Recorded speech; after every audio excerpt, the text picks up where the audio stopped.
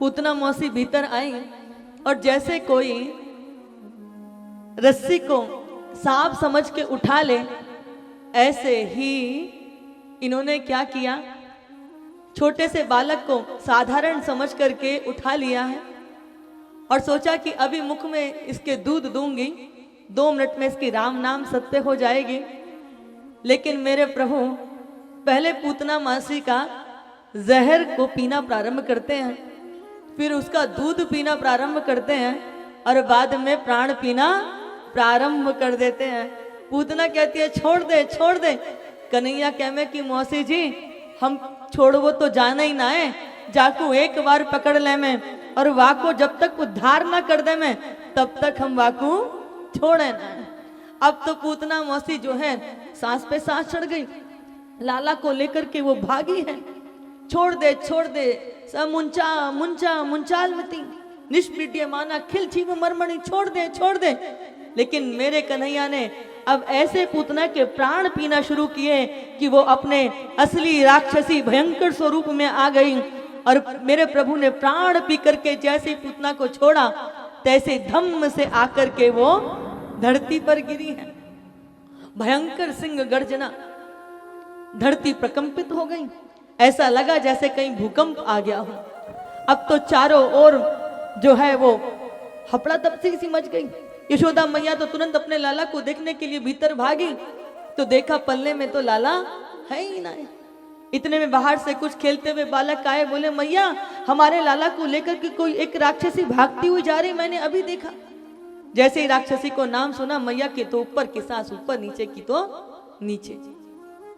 अब सब उसी दिशा में भाग लिए सारे ब्रजवासी।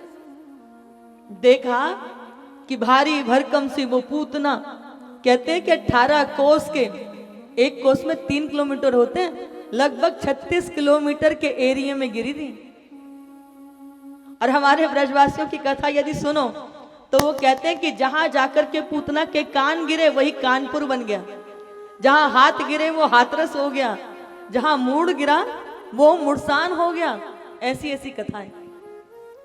अब जैसे ही मैया ने देखा इतना विशाल स्वरूप उस पूतना का, मैया तो देख करके बेहोश होकर के गिर पड़ी। अब लाला को कैसे उतारे, तब पेड़ों को बांध करके ऊपर चढ़े हैं नसैनी बना करके, और लाला हमारे उस पूतना की छाती पर क्रीड़ा कर रहे हैं। ऊपर से उतार करके लेके आए, मैया पे जर की छींटे डाली, तब होश आया, लाला को अपनी छाती से लगा लिया। अब माताओं का भी ना बहुत सारे पुराण हैं, लेकिन माताओं का भी अपना एक पुराण होता है, वात्सल्य पुराण।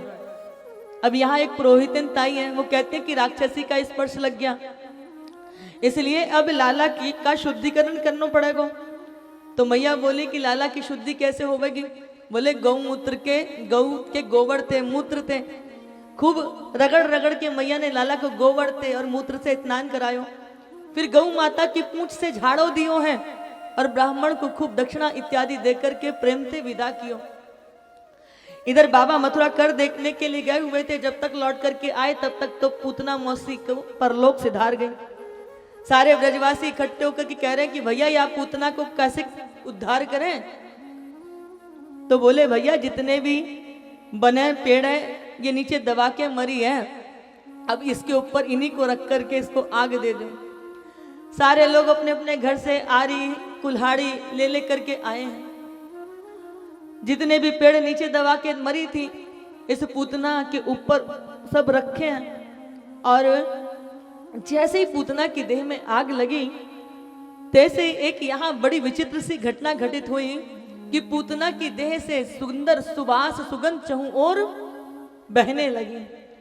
सब आश्चर्य में पड़ गए, महाराज ये पूतना की देह से सुगंध क्यों निकल रही है? अरे दुर्गंध ना सही पर सुगंध तो नहीं निकलनी चाहिए, क्योंकि पूतना बाल घातनी। ये पूतना कौन है?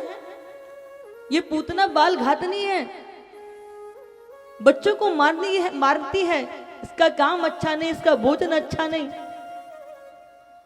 पूतना लोक बालग्नि राक्षसी रुधिराशना जिंघा सयापे हरे स्तनम दत्वाप सदगतिम। ये पूतना का नाम अच्छा नहीं। देखो नाम क्या है? पूतना, जो किसी के बच्चों को ना छोड़े वो पूतना। लोक बालग्नि, जो बच्चों को मार करके खाती है। नाम अच्छा नहीं, भोजन अच्छा नहीं। और भोजन क्या है इसका?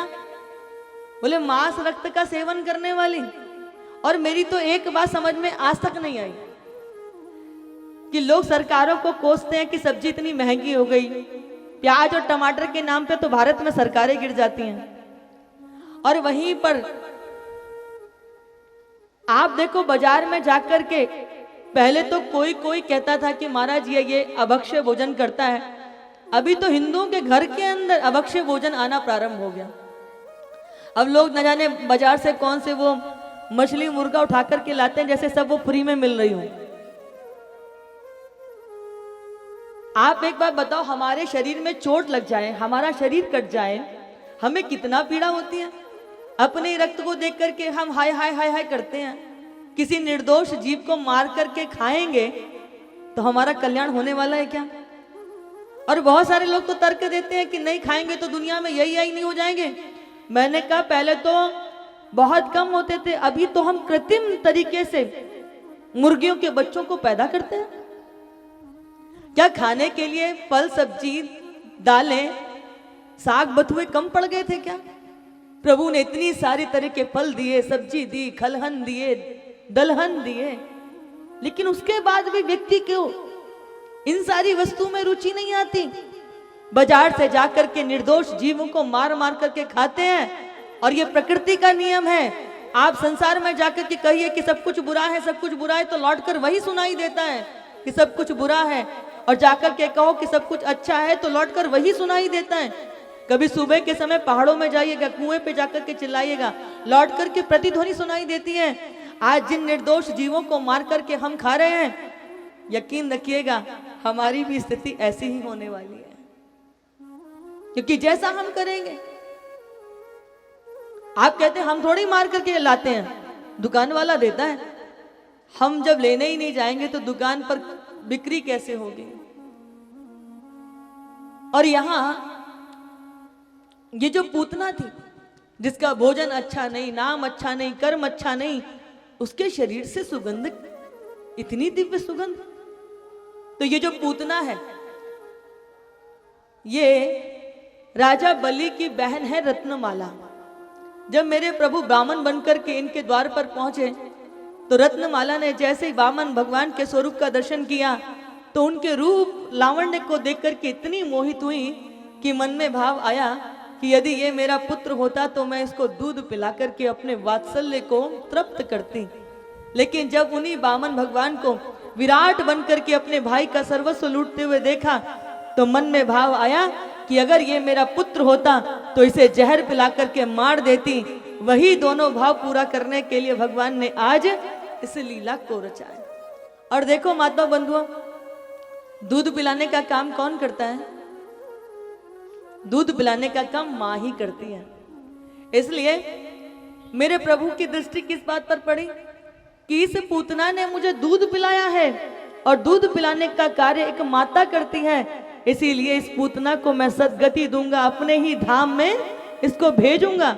इसीलिए भगवान ने उस पूतना का उद्धार किया है।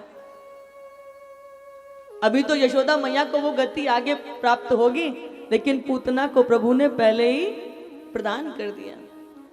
इधर पूतना मौसी का उद्धार हुआ,